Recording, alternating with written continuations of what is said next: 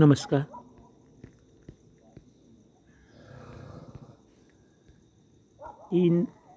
ಈಗ ನಾವು ಲಾಸ್ಟ್ ವಿಡಿಯೋದಲ್ಲಿ ನಾವು ಪ್ರೊಟೆಕ್ಷನ್ ಸೊಲ್ಯೂಷನ್ದಲ್ಲಿ ಪ್ಯೂರ್ ಟರ್ಮ್ ಇನ್ಶೂರೆನ್ಸ್ ಮತ್ತು term insurance plus return of premium ನೋಡಿದ್ವಿ.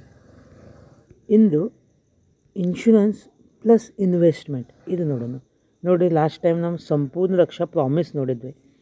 ಇಂದು ನಾವು ಸ್ಮಾರ್ಟ್ ಸಂಪೂರ್ಣ ರಕ್ಷಾ ಪ್ರೋ ನೋಡೋದಿದ್ದೇವೆ. ಸ್ಮಾರ್ಟ್ ಸಂಪೂರ್ಣ ರಕ್ಷಾ ಪ್ರೋ. ಈಗ ಕಸ್ಟಮರ್ದು ನಮ್ಮ ಕ್ಲೈಂಟದ ಹೆಸರು ಹಾಕೋಣ. ಇಲ್ಲಿ ಅವ್ರದ್ದು ಏಜ್ ಇದೆ 40 ಏಜ್, ಜೆಂಡರ್ ಮೇಲ್, ನಾನ್ ಸ್ಮೋಕಿಂಗ್ ಇದ್ದಾರೆ ಅವರು. ಇಲ್ಲಿ ನೋಡಿ, ಪರಮ ರಕ್ಷಾ ಪ್ರೋ 50 ಲ್ಯಾಕ್ನಿಂದ ಸ್ಟಾರ್ಟ್ ಆಗ್ತದೆ. ನಾವು 50 ಲ್ಯಾಕ್ ತೊಗೊಳ್ತಾ ಇದ್ದೇವೆ. 50 ಲ್ಯಾಕ್ ಲೈಫ್ ಕವರೇಜ್ ಇದೆ. ಲಿಮಿಟೆಡ್ ಪೇ ತೊಗೊಳ್ಳೋಣ ಸರ್. ಲಿಮಿಟೆಡ್ ಪೇದಲ್ಲಿ ಅವ್ರದ್ದು 20 ಇಯರ್ಸ್ ಪೇ ಮಾಡ್ತಾರೆ ಅವರು, ಮತ್ತು 40 ಇಯರ್ಸ್ ಅವ್ರಿಗೆ ಕವರೇಜ್ ಇದೆ. ಈ ರೀತಿ ನೋಡೋಣ. ಇಂದು ಅವ್ರದ್ದು ಏಜ್ 40 ಇದೆ. ಇಂದು ಬರೀ 20 ಇಯರ್ಸ್ ಅವರು ಪೇ ಮಾಡ್ತಾ ಇದ್ದಾರೆ. ಮುಂದಿನ 40 ವರ್ಷ ಅವ್ರದ್ದು ಕವರೇಜ್ ಇದೆ.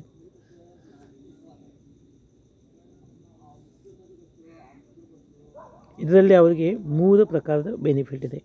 ಫಸ್ಟ್ ಇದೆ ಲೈಫ್ ಕವರೇಜ್. ಲೈಫ್ ಹೋತಂದರೆ, ಡೆತ್ ಆತಂದರೆ ಅವ್ರ ನಾಮಿನಿಗೆ 50 ಲ್ಯಾಕ್ ರುಪೀಸ್ ಸಿಗ್ತದೆ, ಯಾವುದೇ ಕಾರಣದಲ್ಲಿ ಡೆತ್ ಆಗಲಿ. ಅಡಿಷ್ನಲ್ ಬೆನಿಫಿಟ್ ಇದೆ. ಆಕ್ಸಿಡೆಂಟಲ್ ಡೆತ್ ಆತಂದರೆ ಈ 50 ಲ್ಯಾಕ್ ಲೈಫ್ ಸಿಗೋದಿದೆ, ಜೊತೆಯಲ್ಲಿ 45 ಲ್ಯಾಕ್ ರುಪೀಸ್ ಅಡಿಷ್ನಲ್ ಸಿಗ್ತದೆ.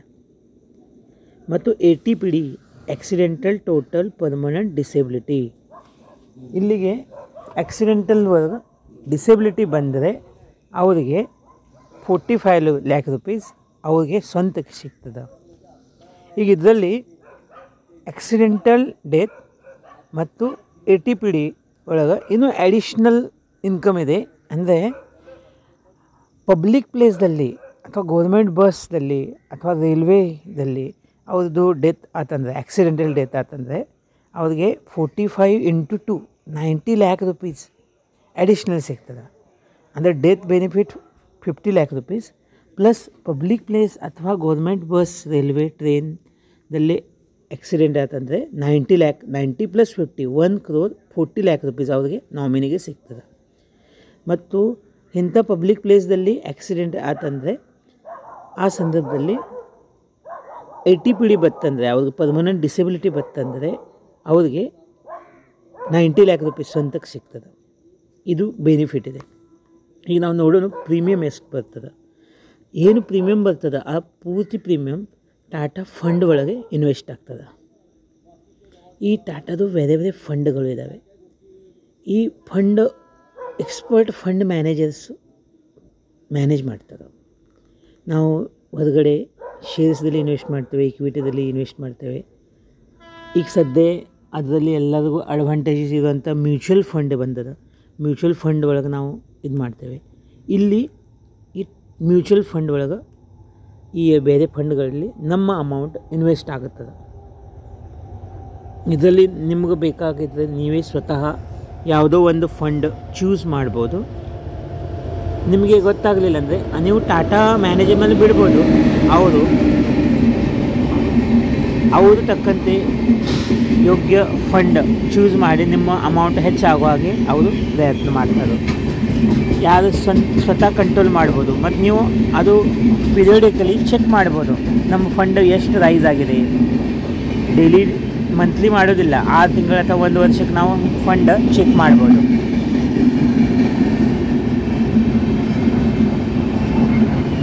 ಈಗ ನೋಡ್ರಿ, ಇದ್ರದ್ದು ಪ್ರೀಮಿಯಮ್ ಎಷ್ಟು ಬಂದದ.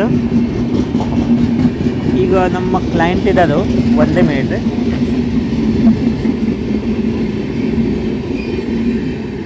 ನಮ್ಮ ಕ್ಲೈಂಟ್ ಇದ್ದದು, ಅವ್ರದ್ದು ವಯಸ್ಸಿದೆ 40. ಅವರು ಪ್ರೀಮಿಯಮ್ ತುಂಬ್ತಾ ಇದ್ದದು 20 ಇಯರ್ಸ್. ಪ್ರತಿ ವರ್ಷ ಅವರಿಗೆ 51,000 ಪ್ರೀಮಿಯಮ್ ಬರ್ತದೆ. ಈ 51,000ರಲ್ಲಿ 41,000 ರುಪೀಸ್ ಅವ್ರದ್ದು ಟಾಟಾ ಫಂಡ್ ಒಳಗೆ ಇನ್ವೆಸ್ಟ್ ಆಗ್ತದೆ. ಅವ್ರಿಗೆ 50 lac + 45 lac + 45 lac rupees benefit ಇದೆ. ಈಗ ನೋಡೋಣ ಇದು ಪ್ರೀಮಿಯಮ್ ನೋಡಿದ್ರೆ 51,000 ಬರ್ತಾವೆ. 51,800 ಪ್ರೀಮಿಯಮ್ ಬರ್ತದೆ. ಈಗ ಫಂಡ್ ವ್ಯಾಲ್ಯೂ ಕ್ಯಾಲ್ಕುಲೇಟರ್ ಅಂತ ಇದೆ ನೋಡಿರ್ತಾರೆ, ಫಂಡ್ ವ್ಯಾಲ್ಯೂ ಕ್ಯಾಲ್ಕುಲೇಟರ್ ಅದನ್ನು ನೋಡೋಣ ನಾವು. ಈಗ ನೋಡಿರಿ, ಮೇಲಿಂದ ನೋಡ್ತಾ ಹೋದರೆ PPT premium paying term 20 years ಇದೆ, ಪಾಲಿಸಿ ಟರ್ಮ್ 40 ಇಯರ್ಸ್ ಇದೆ. ಇದು ಮಲ್ಟಿ ಕ್ಯಾಪ್ ಫಂಡ್ ಎಕ್ಸಾಂಪಲ್ ಕೊಟ್ಟಿದ್ದಾರೆ ಅವರು. ಫಂಡ್ ವ್ಯಾಲ್ಯೂ ಮಿನಿಮಮ್ 4% ಹಿಡ್ಕೊಂಡ್ರು ಅವ್ರದ್ದು ಫಂಡ್ ವ್ಯಾಲ್ಯೂ ಆಗ್ತದೆ 9 lakh. ಮಿನಿಮಮ್ 8% ಹಿಡ್ಕೊಂಡ್ರು ಅವ್ರದ್ದು ಫಂಡ್ ವ್ಯಾಲ್ಯೂ ಮ್ಯಾಚುರಿಟಿಗೆ ಆಗ್ತದೆ 39 lakh. ಅವ್ರು ತುಂಬ್ತದಷ್ಟು ಪ್ರತಿ ವರ್ಷ 50,000. ಈ ರೀತಿ ಅವ್ರು 20 ವರ್ಷ ತುಂಬೋದು, ಅಂದರೆ 10 ಲಕ್ಷ ತುಂಬೋದು. ಮ್ಯಾಚುರಿಟಿಗೆ 8% ಮಿನಿಮಮ್ ಹಿಡ್ಕೊಂಡ್ರೆ 8%ಗಿಂತ ಹೆಚ್ಚೇ ಇರ್ತದೆ, 39 lakh rupees ಆಗ್ತದೆ ಫಂಡ್ ವ್ಯಾಲ್ಯೂ. ಆದರೆ ಈಗ ನಾವು ಫಂಡ್ ಪರ್ಫಾರ್ಮೆನ್ಸ್ ಅಂತ ಇದೆ ನೋಡಿದ್ರೆ, fund performance CAGR as on February 29, 2024 fund performance last 1 ಇಯರ್ದಲ್ಲಿ ಟಾಟಾ ಫಂಡ್ ಪರ್ಫಾರ್ಮೆನ್ಸ್ 43.7% ಗ್ರೋತ್ ಆಗಿದೆ. ಕಳೆದ 3 ವರ್ಷದಲ್ಲಿ ಟಾಟಾ ಫಂಡ್ಸ್ 24% ಗ್ರೋತ್ ಆಗಿದೆ. ಲಾಸ್ಟ್ 5 ಇಯರ್ಸ್ ಒಳಗೆ ಟಾಟಾ ಫಂಡ್ಸ್ 28.74% ಗ್ರೋತ್ ಆಗಿದೆ. ಇದು ಟಾಟಾ ಫಂಡ್ CAGR ಇದೆ. ಈಗ ಬೆಂಚ್ ಮಾರ್ಕ್ ನೋಡೋಣ. ಬೆಂಚ್ ಮಾರ್ಕ್ ಅಂದರೆ ಮಾರ್ಕೆಟ್ದಲ್ಲಿ ಎಲ್ಲ ಫಂಡದ ಆ್ಯಾವ್ರೇಜ್ ಏನಿದೆ ಅದು ಬೆಂಚ್ ಮಾರ್ಕ್. ಅದಕ್ಕಿಂತ ಟಾಟಾದು ಫಂಡ್ ಹೆಚ್ಚು ಸ್ಟ್ರಾಂಗ್ ಇದೆ, ಹೆಚ್ಚು ನಿಮಗೆ ರಿಟರ್ನ್ ಕೊಡ್ತದೆ. ಬೆಂಚ್ ಮಾರ್ಕ್ ಏನಿದೆ ನೋಡಿರಿ, ಕಳೆದ 1 ವರ್ಷದಲ್ಲಿ ಬೆಂಚ್ ಮಾರ್ಕ್ ಇದೆ 34%, ಟಾಟಾದು ಇದೆ 43%. ಕಳೆದ 3 ವರ್ಷದಲ್ಲಿ ಬೆಂಚ್ ಮಾರ್ಕ್ ಇದೆ 17.6%, ಟಾಟಾದು ಕಳೆದ 3 ವರ್ಷದಲ್ಲಿ ಇದೆ 24%. ಕಳೆದ 5 ವರ್ಷದಲ್ಲಿ ಬೆಂಚ್ ಮಾರ್ಕ್ ಇದೆ 17.6%, ಟಾಟಾದಿದೆ 28%. ಈ ರೀತಿ ಬೆಂಚ್ ಮಾರ್ಕ್ಗಿಂತಲೂ ಹೆಚ್ಚು ರಿಟರ್ನ್ ಕೊಡುವಂಥ ಟಾಟಾದು ಫಂಡ್ ಪರ್ಫಾರ್ಮೆನ್ಸ್ ಇದೆ. ಇದರಲ್ಲಿ ನಾವು ನಮ್ಮ ಅಮೌಂಟು ಇನ್ವೆಸ್ಟ್ ಆಗಲಿಕ್ಕಿದೆ. ಈಗ ನಾವೇನು ಮಾಡೋಣ, ಇಲ್ಲಿ 50-40 ಹಿಡ್ಕೊಳ್ಳೋದು ಬೇಡ. ಮಿನಿಮಮ್ ಏನಿದೆ 17%, ಬರೀ 17% ನಾವು ಹಿಡ್ಕೊಳ್ಳೋಣ. 17.63. ಇಂಥ ಸಂದರ್ಭದಲ್ಲಿ ಮ್ಯಾಚುರಿಟಿಗೆ ನೋಡಿರಿ ನಮಗೆ ಎಷ್ಟು ಆಗ್ತದೆ ಫಂಡ್ ವ್ಯಾಲ್ಯೂ 7,59,65,000 ಸಿಗ್ತದೆ. ನಮಗೇನೂ ಆಗಲಿಲ್ಲಪ್ಪ ಅಂದರೆ, ನಾವು ನಡುವೆ ಅಮೌಂಟ್ ತಕ್ಕೊಳ್ಳಿಲ್ಲ ಅಂದರೆ, 80ನೇ ವರ್ಷಕ್ಕೆ ನಮಗೇನೂ ಆಗಲಿಲ್ಲ ಅಂದರೆ, ಆ ಸಂದರ್ಭದಲ್ಲಿ ಮ್ಯಾಚುರಿಟಿಗೆ 7 crore rupees ನಮಗೆ ಸಿಗ್ತದೆ. ಇದೇ ಅಮೌಂಟ್ ನಾವು ತುಂಬ್ತಾ ಹೋಗ್ತೇವೆ, 10 ವರ್ಷದಲ್ಲಿ ಅದು 6 lakh rupees ಆಗ್ತದೆ. 20th ಇಯರ್ ಒಳಗೆ ನಮ್ಮ ಪ್ರೀಮಿಯಮ್ ಎಲ್ಲ ಮುಗೀತದೆ, ನಮ್ಮ ಅಮೌಂಟ್ ಆಗಿರ್ತದೆ 37 lakh rupees. ಆ ಸಂದರ್ಭದಲ್ಲಿ 37 ತಕ್ಕೊಂಡು ನಾವು ಪಾಲಿಸಿ ಕ್ಲೋಸ್ ಮಾಡ್ಬೋದು. ಅದು ಇಟ್ಟರೆ 50 lakh rupees 45 ಕವರೇಜ್ ಇದೆ. 30th ಇಯರ್ಗೆ ನಮ್ಮ ಅಮೌಂಟ್ ಆಗ್ತದೆ 1,72,71,000 ಈ ರೀತಿ ಆಗ್ತದೆ 30th ಇಯರ್. 40th ಇಯರ್ಗೆ 7,59,65,000 ಈ ರೀತಿ ಫಂಡ್ ಗ್ರೋತ್ ಆಗ್ತದೆ 17% ಹಿಡ್ಕೊಂಡ್ರೆ. ಈ ರೀತಿ ಟಾಟಾದು ಫಂಡ್ ಪರ್ಫಾರ್ಮೆನ್ಸ್ ಇದೆ. ಇಲ್ಲಿಗೆ ನಮಗೆ ಡೆತ್ ಆತಂದರೆ ಈ ನಮ್ಮ ಫಂಡ್ ಹೆಚ್ಚಿತ್ತಂದರೆ ಅದನ್ನು ಸಿಗ್ತದೆ. ನಮ್ಮ ಫಂಡ್ ಕಡಿಮೆ ಇದೆ ಅಂಥ ಸಂದರ್ಭದಲ್ಲಿ 50 lakh rupees ಸಿಗ್ತದೆ. ಅಂದರೆ ಮಿನಿಮಮ್ 50 lakh rupees ನಮ್ಮ ನಾಮಿನಿಗೆ ಸಿಗ್ತದೆ.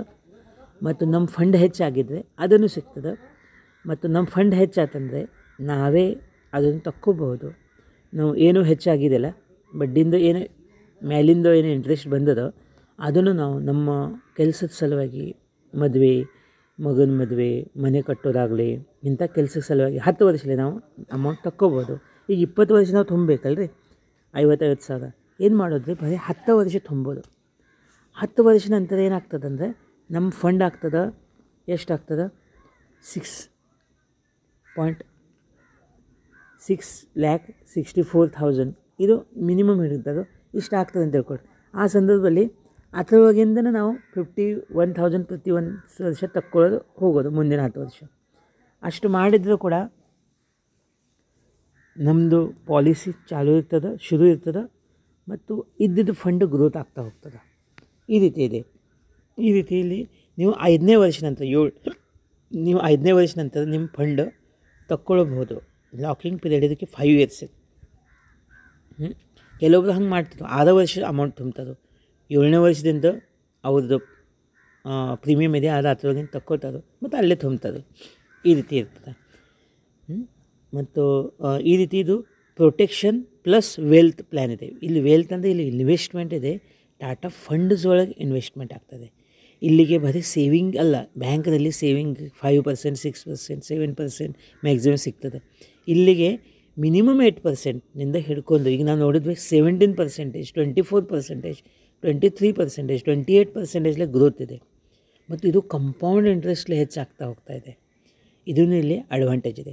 ಪ್ಲಸ್ ನೀವು ತುಂಬ್ತಾ ಇರೋದು ಅಮೌಂಟು ಟ್ಯಾಕ್ಸ್ ಫ್ರೀ ಇದೆ ಮತ್ತು ಸಿಗೋದು ಅಮೌಂಟು ಕೂಡ ಟ್ಯಾಕ್ಸ್ ಫ್ರೀ ಇದೆ. ಹೊರಗಡೆ ನಾವು ಮ್ಯೂಚುವಲ್ ಫಂಡಲ್ಲಿ ಯಾವಾಗ ಇನ್ವೆಸ್ಟ್ ಮಾಡ್ತೇವೆ, ಈಗ ನಾವು ತಿಂಗಳಿಗೆ 5,000 3,000 ಸೇವಿಂಗ್ ಮಾಡಿ ವರ್ಷಕ್ಕೆ 40,000 ನಾವು ಮ್ಯೂಚುವಲ್ ಫಂಡಲ್ಲಿ ಸೇವ್ ಮಾಡಿದ್ವಿ ಅಂತ ತಿಳ್ಕೊಳ್ಳಿ. ಅಮೌಂಟ್ ತಕ್ಕೋಬೇಕಾದ್ರೆ ಅಲ್ಲಿಗೆ 10% ಟ್ಯಾಕ್ಸ್ ಹತ್ತದ ನಮಗೆ, ಏನು ಹೆಚ್ಚಾಗಿದ್ದ ಅಮೌಂಟ್ ಇರುತ್ತೆ.